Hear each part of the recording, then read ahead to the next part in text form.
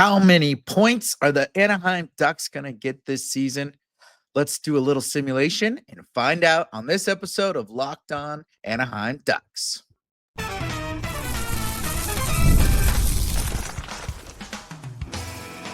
You're Locked On Ducks, your daily podcast on the Anaheim Ducks, part of the Locked On Podcast Network, your team every day.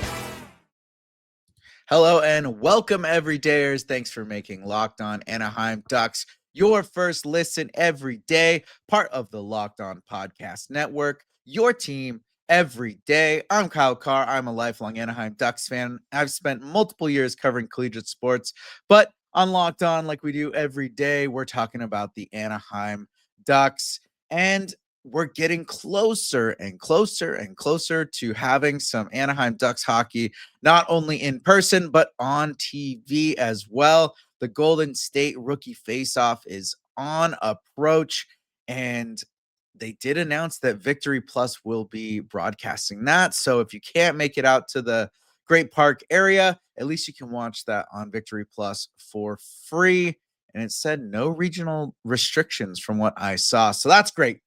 But as we get closer, I'm getting excited. You can tell we're getting closer to the season because finally NHL 26 is out and about. And I decided that I'm going to do a little simulation, trying to see just how the Ducks do through the franchise mode. You can do the whole season, kind of see how it goes. And I'm really surprised by the results, honestly. You'll see as I go through just kind of how the season was looking. I didn't play any of it. I set the settings into the owner mode of off and everything. So basically all the simulation was done. I didn't have to try to make trades or try to set anything. I just wanted it as simulated as possible. And yeah, the results, they're pretty interesting. Getting into the beginning, you can kind of set the goals. So for the preseason, I focused on the power play and just knowing that that's kind of been something that the Ducks have been lacking on and they need to focus on. So I set that setting there. And then the season goal for the entire regular season, I said to make the playoffs. You could basically say, like, be patient and just kind of do your thing, or try to make for the playoffs. And so I did make the playoffs. I feel like that's kind of the emphasis that's been going on with Pat Verbeek and the emphasis he's putting into Joel Quenneville and just how much he wants the team to take that next step. So that's why I put that setting there. But then getting into the simulation, once I did the preseason first, I wanted to see how that went. This was tough. The Ducks went 2-5, only beating Calgary and Seattle in the preseason. So not looking very good there. Then I started to just simulate the entire season. I went up to the day just prior to the trade deadline just to kind of see how things went and just paid attention to some of the dates. Looking at some of the main markers that normally is talked about in reference to the regular season, kind of seeing where teams are laying and how they're looking comparatively. They always say kind of American Thanksgiving is always a marker to see where teams are settling in. And by that point, by American Thanksgiving, the Ducks were at 11-12. So just under 500 on the losing end of things. Then moving forward, they got through the holidays and they started the new year at 19-20-1, still just under 500, more towards the losing end of things. Not looking the best, but I'm having faith. I'm at this point. The simulation, everything behind the way that they do the franchise mode's pretty funky. It kept trying to make some weird trades with me. It kept showing up just random pick trades and things like that. And then it kept pushing Jordan Schmaltz on me at one point. It kept, like, every single day, it would just pop up, this trade, decline. I wanted to kind of keep it as realistic as I would think it would be. I'm not seeing the Ducks move a lot of pieces or trying to make any trades during this regular season, especially if things are going as planned with the players that they do have. I'm not seeing really any movement in that form, and I just kind of wanted to be as genuine as possible until a little bit here. Um, Looking at the Olympic break, so that whole block in February that the Ducks are going to be missing. The Ducks record in this simulation was 24 wins, 29 losses, and 3 overtime losses. That is going into the Olympic break. Looks like things are going a little bit towards the dark side, a little bit more on the losing streak, not really doing the best in this moment, but apparently something gets kicking in that the Olympic break. Something goes on with this team. They get some confidence, kind of like the Four Nations, maybe Leo Carlsson gets a kick, or some of the U.S. players like Cutter Goche. Not that he's going to go, but Jackson Lacombe. Something gets sparked into these players, because after that they go. Well, first off, I'm getting ahead of myself here. Looking at these numbers, they finally got hit with a trade at the trade deadline, and I got asked to trade for Nick Foligno and a 26 round 4 pick, and I only gave up a 27 round 3 and a round 6 pick. So it didn't overall mess with the players there. There weren't any trades going out of players on the roster that I could see being there. And then when I did make that trade, it bumped down someone from San Diego. So assuming that there was an injury at this point, I didn't really have a setting where I was looking at the injury reports during the simulation. Probably should have done that, but I'm just having some fun here. And then after making that trade, right at the trade deadline, the Ducks were 26, 31, and 4. So 26 wins, 31 losses, and 4 ties. So a couple wins there after the Olympic break, couple losses, but they're starting to gain some traction. And at the trade deadline, Mason McTavish is leading the team with 53 points, 26 goals, and 27 assists. So that's that kind of main part of the season. I felt like watching how the wins and losses went, it was kind of back and forth. Seemed like they were losing to teams that were pretty obvious to lose to. Like they lost to the Tampa Bay Lightning, they lost to the Florida Panthers, definitely got beat by Edmonton, and Vegas was handing it to them in every game. So the games were going pretty balanced for where the Ducks, I think, are at. And the fact that they're just kind of right there at the 500 mark, just prior to the Olympic break, and then even at the trade deadline, they're not letting themselves get into a skid, but they're also not kind of getting on a winning streak. It was very streaky, up and down, win, loss, win, loss, win, loss. Maybe a couple wins and then a couple losses, but nothing really consistent was going on as it was simming through that first part of the season. But where do they end up? Do they make the push? Are they in the playoffs? Where do they go? We'll find out after this.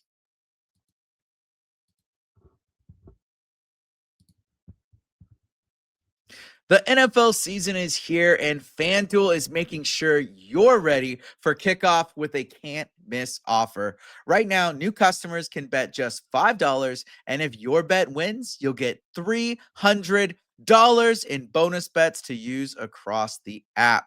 With the FanDuel app, I talked about it yesterday, but looking at Monday Night Football and how it looked like it was going to be the Bears taking it away and that last push. And then on Sunday, the Bills.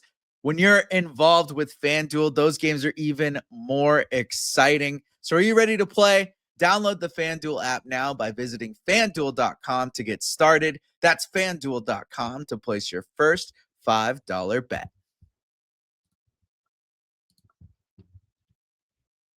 We have an important request. Locked On wants to hear from you. We've put together a survey to learn more about our listeners and make your favorite podcast even better. This is your chance to tell us what you like, what you don't, and answer questions about our advertising.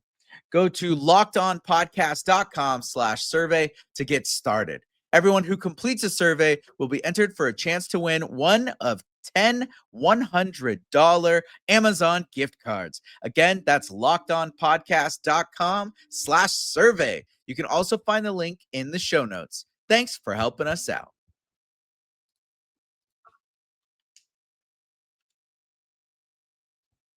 All right. Now, we left just at the end of the trade deadline.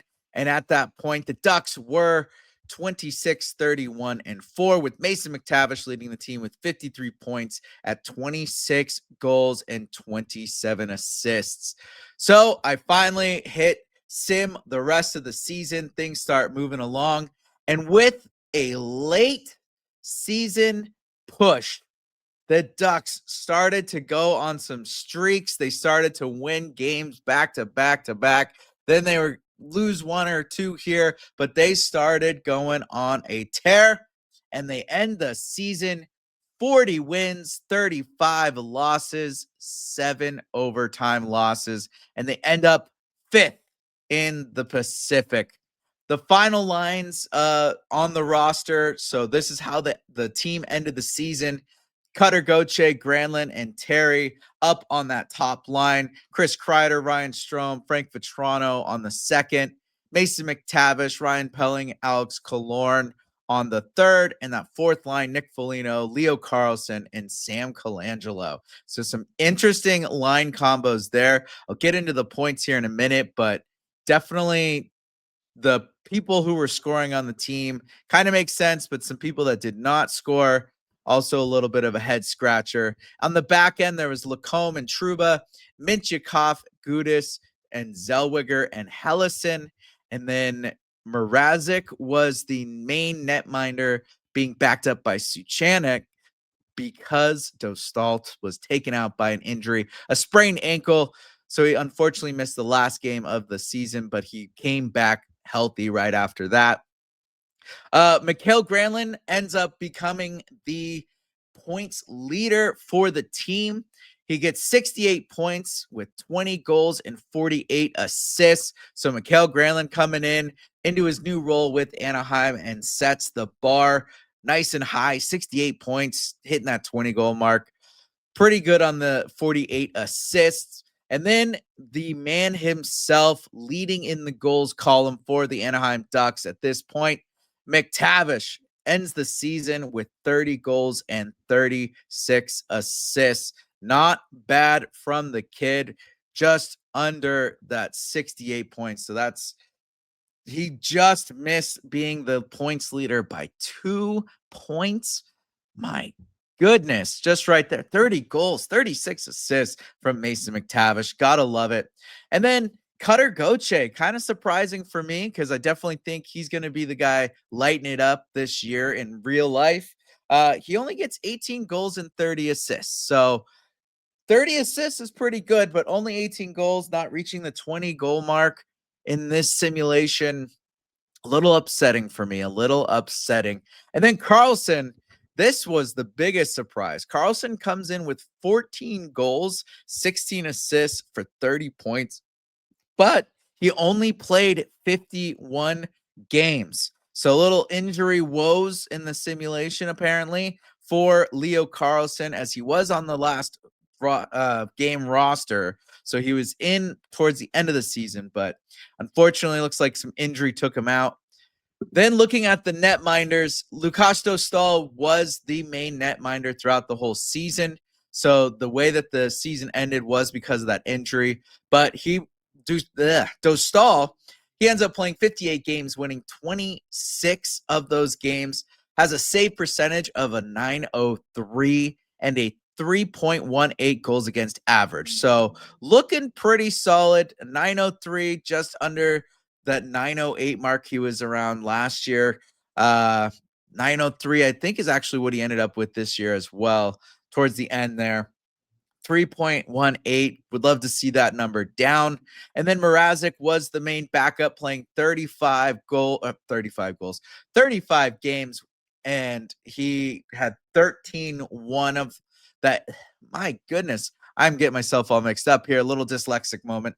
Mrazek played 35 games. He won 13 of them and had a save percentage of a 901 and a 301 goals against average. So not quite as strong in net as Lukas Dostal, but not allowing as much during the game. So it looks like Dostal getting a little bit more lit up than Mrazek. The Oilers do take the division in this simulation. So the Oilers come out on top with 117 points. The Ducks fell just short. They were right there. The Ducks end the season with 87 points. They get beat out by the Seattle Kraken, who have 88 points. So 1 point away from making the playoffs. The other two teams to advance in the Pacific are Vegas in second and Calgary coming in third. So the Ducks are right there. They make a push.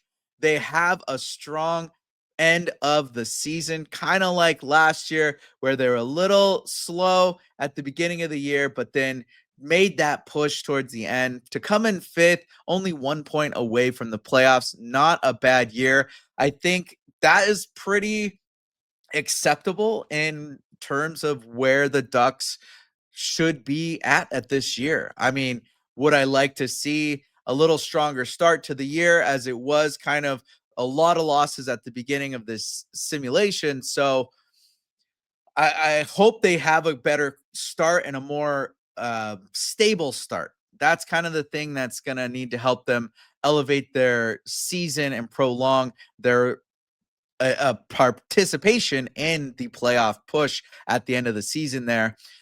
To come back and be just 1 point shy of making a playoff push with just 1 year of the new coaching staff and kind of this new look Anaheim Ducks, I don't think that's bad at all. I think that shows a very strong push from last year, and to be right there in the hunt. Would I, like I said, would I like to have the playoffs? Absolutely. It would be very nice, very, very nice to have some playoffs out here in Anaheim. But that confidence, that strength that they're going to get from getting right there, I think that is only going to elevate them into next year. So then looking at a playoff push possibly in the 26-27 year makes sense to me. That I cannot complain about that whatsoever. I wanted to kind of see just how the rest of the season went. So I did simulate the rest of the playoffs just to kind of give you a breakdown of how the season ended up going, because as we do out here in Anaheim, when we're not in the playoffs, we do love to watch playoff hockey. Who doesn't? So looking at the playoffs, as the setup for the brackets end up being settled in at the end of the year, the playoffs have the Dallas Stars facing off against the Utah Mammoth, Colorado Avalanche against the Seattle Kraken, the Vegas Golden Knights against the Calgary Flames, Edmonton Oilers against the Wild, the Columbus Blue Jackets against the Carolina Hurricanes, the New York Rangers against the Ottawa Senators, the Tampa Bay Lightning against the Buffalo Sabres, and the Toronto Maple Leafs against the Montreal Canadiens. So the second round, it was some pretty good battles there. Second round has the Avalanche versus the Mammoth. So the Mammoth making it to the second round, looking good. Oilers versus the Flames, the Rangers versus the Hurricanes, and the Leafs versus the Lightning. Edmonton ends up sweeping the Flames. Utah beats Colorado, which is, come on now. The Mammoth getting to the Western Conference Finals, beating out Colorado. Little hard for me to get behind that, but that would be pretty awesome for at least growing the game of hockey. Leafs beat the Lightning. Anaheim Ducks memes would like that at least. Leafs beat the Lightning. The Hurricanes just get by the Rangers in Game 7. And then it ends up being the Oilers versus the Mammoth and the Leafs versus the Canes. And this is where that inexperience of the Mammoth comes in, as the Oilers sweep the Mammoth and then the Canes beat the Leafs. So that's 2 sweeps back to back for the Oilers, and the Canes end up beating the Leafs. So the Leafs do not get to the playoffs once, or at least to the finals once again. The Carolina Hurricanes end up beating the Oilers in the Oilers' 3rd Stanley Cup final appearance in a row with a sweep as well. The Oilers sweep their last 2 opponents, and then here comes the Carolina Hurricanes and sweeps a very tired Edmonton Oilers, which you'd think they wouldn't be tired having 2 sweeps, but having 3 long pushes into the playoffs, it finally catches up to them. And Carolina Hurricanes are your Stanley Cup champions. Very interesting, but that's the way the cookie crumbles and how the world works with EA and its wonderful simulation. Carolina Hurricanes coming up on top. So we're going to look at some of the statistics and kind of just where guys were at on this team within the season, and kind of looking at the numbers, comparing how I feel and how accurate I think that's going to be for this next season, coming up right after this.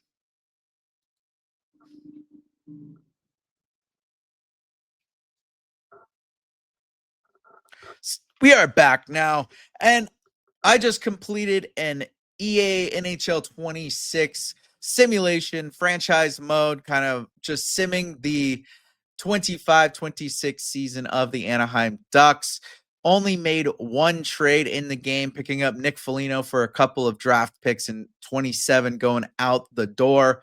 So bringing in some veteran presence to kind of try to help with this push at the end of the season, which they end up being just 1 point shy of the playoffs.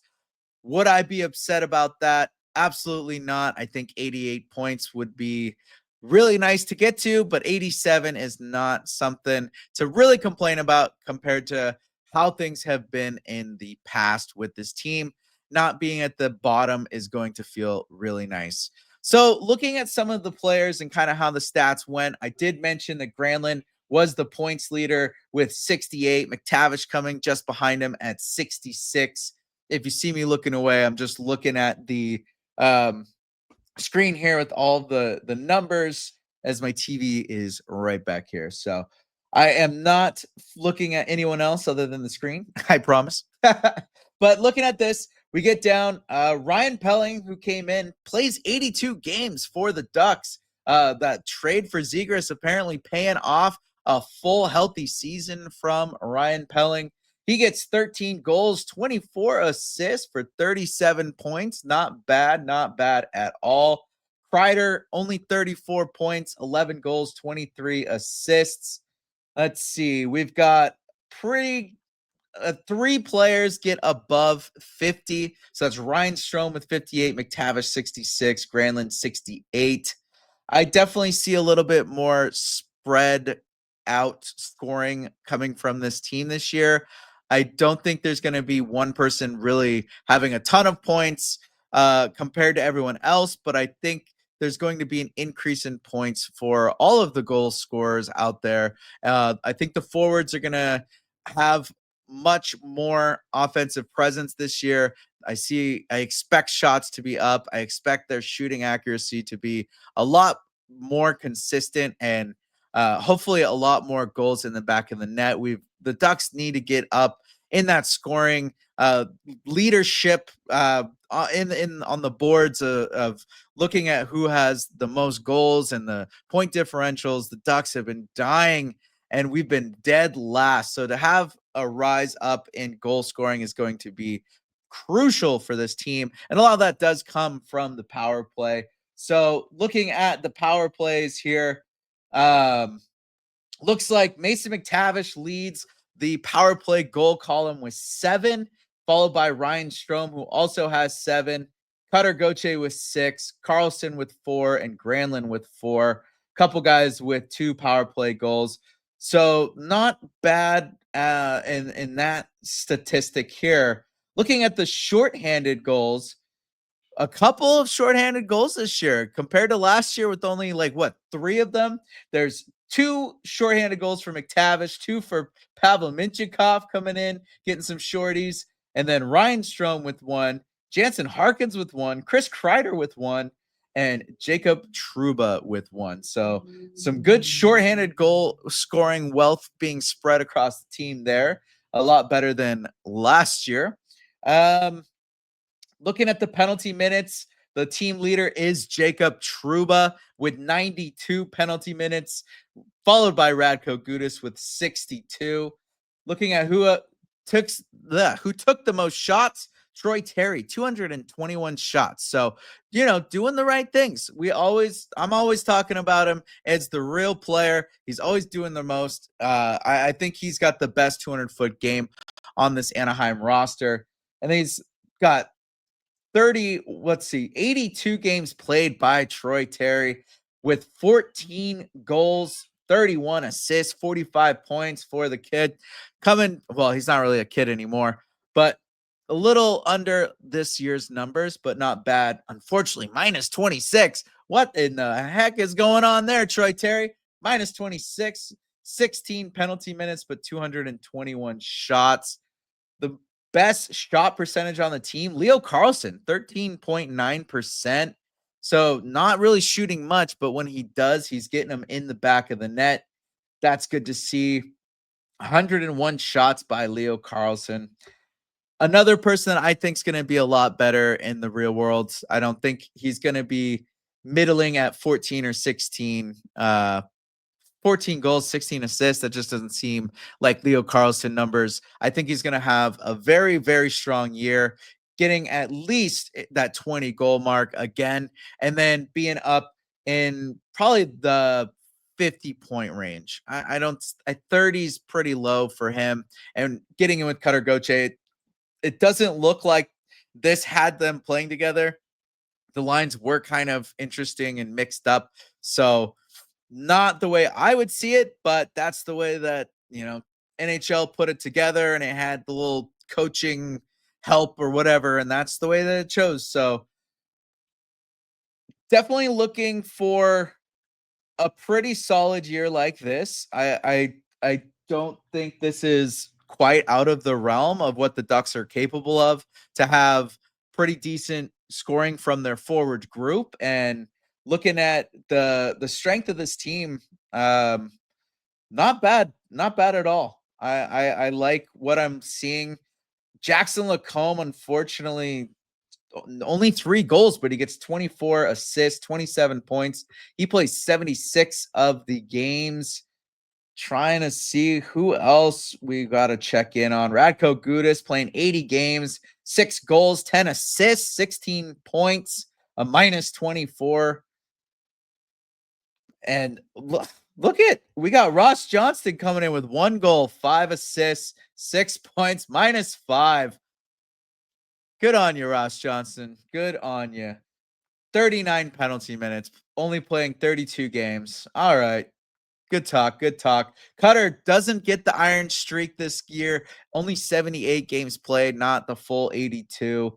So that, I mean, to have full 2 seasons coming out of college would be very impressive. I would love to see him do it. Start the Iron Man streak now. Your first year in the league, just start playing through. Granlund, 78 games played. Killorn, 81. Frank Vetrano, 21 goals, 22 assists, 43 points. Not bad. Killorn, 15 goals, 25 assists, 40 points. Strome, all 82 games. Colangelo, all 82 games as well. So Nick Foligno with the trade ends up playing 83 games. Good on you, Nick. Sam Colangelo, 82. Strome, 82. McTavish, 82. Ryan Pelling, 82. Troy Terry, 82. And Jacob Trouba, 82. Followed by Alex Killorn at 81. So a lot of guys playing through the entire season. Colangelo, 17 goals, 12 assists, 29 points. A lot of scoring in the teens by the team, by all the entire get up of this team. They're all pretty much getting in the double digits here. 1, 2, 3, 4, 5, 6, 7, 8, 9, 10, 11. 11 skaters getting double digits in the goals column. Not bad at all. Minchikov, 9 goals, 13 assists. Trouba, 8 goals, 26. Jansen Harkins, 8 goals, 11 assists. Nick Foligno, 7 goals, 20 assists. Not the best there. But he did apparently helped out a little bit with the team because they definitely had a turnaround once he came on. So that's the simulation. That's what it's looking like on EA. Looking forward to getting closer to the Golden State rookie faceoff, having some actual news, maybe some McTavish signings coming up soon. So stay tuned, keep up. We're hanging out. We're just going through that like little anticipation phase, like when you got a big vacation coming up and you're getting ready and you got the bags packed, you're counting down the days to the airport and heading out on your little trip. Well, that's how we are with the NHL season. We're right there. We're getting to it. We're about to have technically NHL hockey this weekend with the rookie face-off, and then we're getting into the training camp and the preseason. It's all coming, everybody. So stay around, stay tuned. We're back at it here on Locked On NHL across the entire network. So thank you for making Locked On Anaheim Ducks your first listen today. For your second listen, check out the Locked On NHL podcast. There is no off season, bringing you the daily league-wide stories that matter most with the local coverage you love from Locked On. Find Locked On NHL on YouTube or wherever you listen to podcasts. Go like and subscribe to the YouTube for this podcast. And as always, I'm Kyle Carr. Be good out there.